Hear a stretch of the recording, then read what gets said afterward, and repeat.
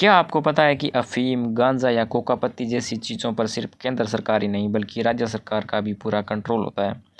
आज हम समझेंगे एनडीपीएस एक्ट की धारा 10 जो राज्य सरकार को देती है पावर अनुज्ञा देने, नियंत्रण और विनियमन करने की। इस धारा के अनुसार राज्य सरकार नियम बनाकर कुछ नशीले पदार्थों के कब्जा, बिक्री, खरीद, परिवहन, उपयोग को अनुमति देकर नियंत्रित कर सकती है। यानी सीधा सा मतलब है बिना लाइसेंस कुछ भी नहीं किया जा सकता। यह धारा कई भागों में विभाजित है जो आप चार्ट में साफ तौर पर देख सकते हैं और समझ सकते हैं। अब हम बात कर लेते हैं धारा 10(1)(a) की। इसके अंदर 1 से 6 तक उपखंड है। ए फर्स्ट, पोस्त सूखा डंठल। राज्य सरकार यह तय कर सकती है कि पोस्त सूखा डंठल किसके पास होगा, कौन खरीदेगा और कौन बेचेगा। उदाहरण, मान लो एक किसान के पास पोस्त के सूखे पौधे हैं जिससे रस नहीं निकाला गया है, वह इन्हें सीधे बाजार में नहीं बेच सकता, उसे राज्य सरकार से लाइसेंस लेना पड़ेगा अगर वह बेचना चाहता है। ए सेकंड, अफीम। अफीम का कब्जा, खरीद, बिक्री, ट्रांसपोर्ट सब कुछ राज्य सरकार कंट्रोल करती है। उदाहरण, रमेश के पास अफीम मिली, अगर उसके पास लाइसेंस नहीं है तो यह अपराध होगा। अगर वह सरकारी अनुमति से मेडिकल उपयोग के लिए रख रहा है तो यह वैध होगा। ए थर्ड, गांजा या फिर भांग।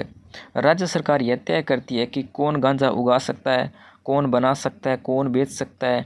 ध्यान दें, इसमें चरस शामिल नहीं है।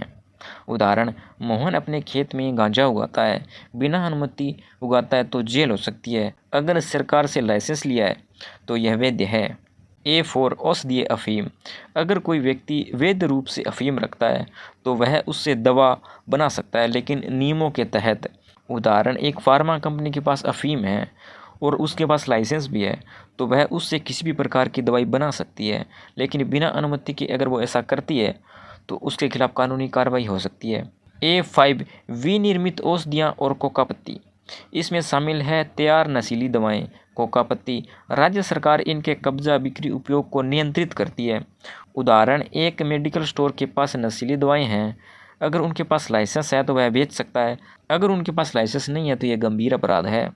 A6, व्यसनी व्यक्ति द्वारा उपयोग। अगर कोई व्यक्ति नशे का आदी है, एडिक्टेड है, तो वह डॉक्टर की सलाह और सरकारी रजिस्ट्रेशन के बाद अपने निजी उपयोग के लिए सीमित मात्रा में अफीम रख सकता है।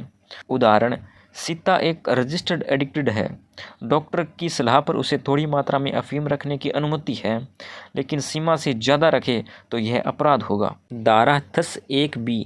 यह धारा क्या कहती है?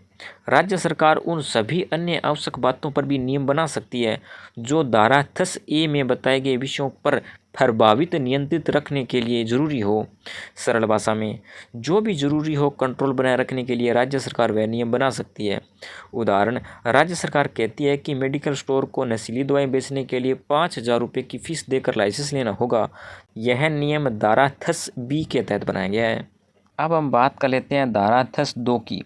यह धारा बताती है कि राज्य सरकार जो नियम बनाएगी वे नियम कैसे काम करेंगे, यानी यह इम्प्लीमेशन रूल है, ज़मीन पर कानून लागू करने का तरीका। अब हम एक एक करके समझते हैं।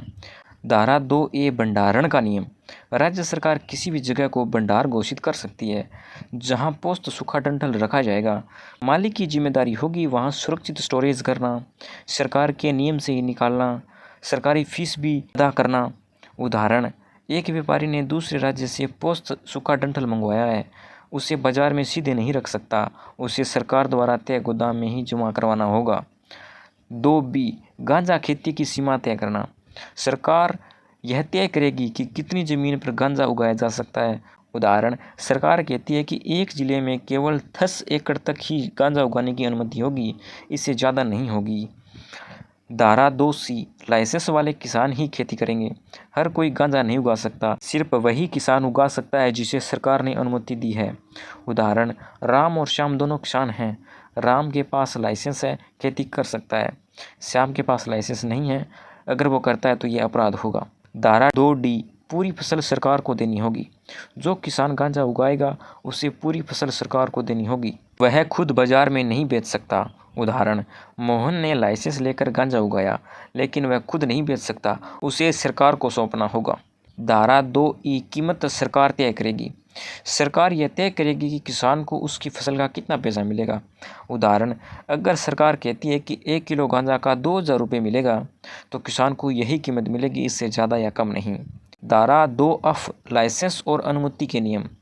राज्य सरकार यह भी तय करेगी कि लाइसेंस का फार्म कैसा होगा, कौन देगा, फीस कितनी होगी, शर्तें क्या होगी। उदाहरण, एक मेडिकल स्टोर एनडीपीएस दवा बेचना चाहता है, उसे आवेदन करना होगा, फीस देनी होगी, शर्तों का पालन करना होगा, उसके बाद ही वह उस दवाई को बेच सकता है। तो दोस्तों, एनडीपीएस एक्ट की धारा 10 1 और 2 हमें यह सिखाती है कि कानून सिर्फ किताबों में नहीं रहता, बल्कि ज़मीन पर कैसे लागू होता है यह उतना ही ज़रूरी है। अगर आपको ऐसे ही आसान और कानूनी वीडियोस देखने हैं तो आप हमारे चैनल को फॉलो और सब्सक्राइब कर सकते हैं। धन्यवाद।